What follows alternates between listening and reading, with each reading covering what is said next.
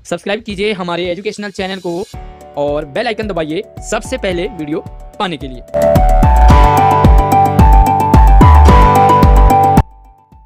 दोस्तों, इन सवालों को आज के बाद आप ना ही किसी से पूछोगे और ना ही कहीं कमेंट में लिखोगे, क्योंकि इस वीडियो को आपने अगर पूरी देख ली तो दोनों डाउट आपके क्लियर होने वाले हैं। पहला सवाल है कि सेकेंड लिस्ट कब आएगी, चाहे वो टीजीटी की हो, चाहे पीजीटी की हो, चाहे किसी भी सब्जेक्ट की हो, लेकिन सवाल हमारा एक ही टाइप का है कि सेकेंड लिस्ट कब आएगी।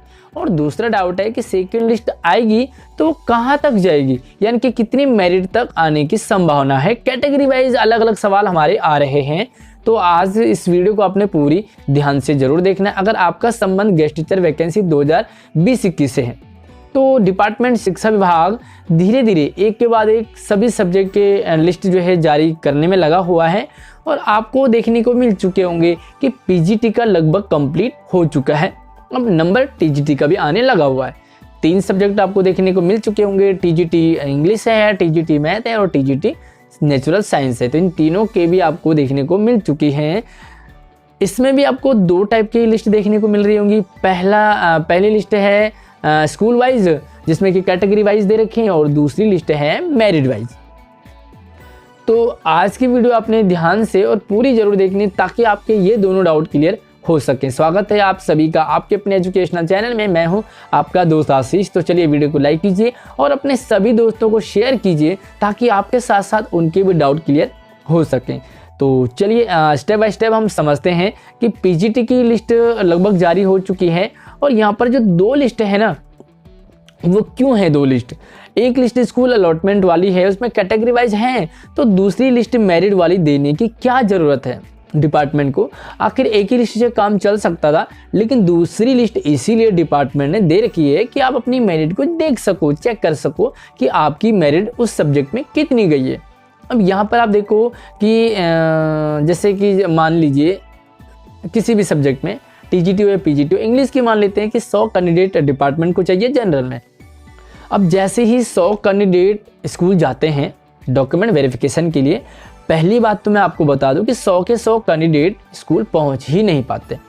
कुछ कैंडिडेट कहाँ फिसलते हैं, वो रह जाते हैं, उनकी लिस्ट ही नहीं पहुंच पाती है, उनको मिल ही नहीं पाता है कि उनके सब्जेक्ट का, उनके पोस्ट का कब रिजल्ट निकल गया, क्योंकि 5 ही वर्किंग डेज हैं आपको वेरिफिकेशन के लिए। लेकिन कई बार 7-8 दिन बाद भी मुझे कमेंट करते हुए मिलते हैं कैंडिडेट की फलानी लिस्ट कब आएगी, जो कब आई, जबकि ऑलरेडी एक्सपायर हो चुका है। अब सपोज करो कि अगर उस बंदे का वहाँ पर मेरिट में नाम है, लेकिन उस बंदे को लिस्ट ही नहीं मिली, उस बंदे को नाम ही नहीं मिला, तो क्या वो वेरिफिकेशन के लिए जाएगा? वो रह गया। दूसरा है कि काफ़ी सारे कैंडिडेट ने डबल फॉर्म भरे हैं, यानी कि 2 सब्जेक्ट का भर दिया, किसी ने टीजीटी पीजीटी का भर दिया। अब ये थोड़ा सा ये था कि भाई 2 सब्जेक्ट का तो भर ही नहीं सकते थे, लेकिन ट्रिक निकाल लेते हैं, हर कोई ट्रिक निकाल लेते हैं। आज के कैंडिडेट 2 सब्जेक्ट का भर लेते हैं, लेकिन ज्वाइन तो एक ही करेगा ना। इसीलिए 100 के 100 में से कुछ तो लिस्ट नहीं मिली, कुछ उन्होंने डबल फॉर्म भर रखे थे, और कुछ क्या करते हैं, उनको उनके डॉक्यूमेंट कंप्लीट नहीं रहते। कंप्लीट का मतलब है कि वो अपेयरिंग होते हैं, वो भर देते हैं, क्योंकि गेस्ट टीचर का फॉर्म है तो उन्होंने फॉर्म भर दिया, लेकिन वो जाते नहीं हैं। अगले जो टाइप के कैंडिडेट होते हैं वो ये होते हैं कि वो उनको लगता है कि हमारे डॉक्यूमेंट कंप्लीट हैं, लेकिन उनके कंप्लीट नहीं रहते हैं, क्योंकि कहीं ना कहीं आरआर रूल में फंस जाते हैं, कहीं तो सीजीपीए परसेंटेज में फंस जाते हैं। तो ये मान के चलिए कि अगर 100 कैंडिडेट जनरल में ले रखे हैं तो वहाँ पर 70-80 कैंडिडेट ही जेन्युइन होते हैं, जो डॉक्यूमेंट वेरीफाई करवा पाते हैं, करेक्ट होते हैं और उनको यस कर दिया जाता है। बाकी 20 से 30 कैंडिडेट रह जाते हैं। अब अगर डिपार्टमेंट को 100 बंदों की ज़रूरत है तो डिपार्टमेंट ने 100 तो जारी कर दिए, तो फिर जो 30 से रिजेक्ट हुए हैं वो उनका क्या? तो ये जो 30 रह गए हैं, इन्हीं के लिए डिपार्टमेंट एक नई लिस्ट जारी करेगा। अब ये कब करेगा, ये समझ लीजिए कि अभी पीजीटी का काम कंप्लीट हो रहा है, उसके बाद धीरे धीरे हमारे टीजीटी का काम भी कंप्लीट होगा, यानी कि सभी का रिजल्ट एक फ्रेश लिस्ट सभी की जारी होगी, मेरिट वाली लिस्ट सभी की जारी होगी। डिपार्टमेंट अपना एक डाटा तैयार करेगा कि भाई पीजीटी में फलाने सब्जेक्ट में फलाने कैटेगरी में कितने बंदों को हमारे पास ज़रूरत थी और कितने बंदों ने ज्वाइन किया। अब डिपार्टमेंट ने देखा कि फलाने में तो 100 सीट थी, लेकिन 80-70 ने ही ज्वाइन किया, तो वहाँ पर वो अपना एक डाटा बनाएगा कि 30 कैंडिडेट इसमें बचे हुए हैं।